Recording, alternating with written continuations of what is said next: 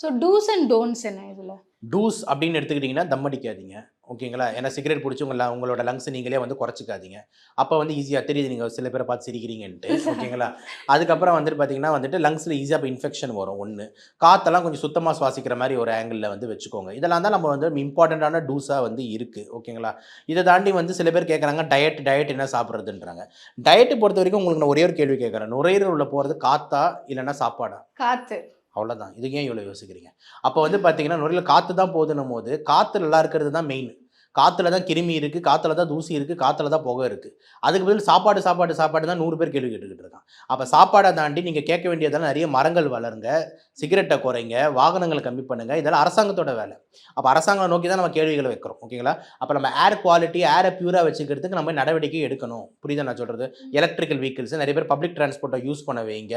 இவ்வளோ மெட்ரோஸ் இருக்குது, இது இருக்குன்னும் போது அதை யூஸ் பண்ண வைங்க. வாகனங்களை எவ்வளோ குறைக்க முடியும்னு பாருங்கள். இதாண்டி ஸ்மோக்கர்ஸ் எப்படி கம்மி பண்ண முடியும்னு பாருங்கள். பிளான்ட்ஸ் எப்படி நட முடியும்னு பாருங்கள். இப்போ பிளான்ட் எல்லாம் வந்து செடிங்களெல்லாம் மரங்கள்லாம் வெட்டி தான் பில்டிங் வந்துட்டு இருக்கு.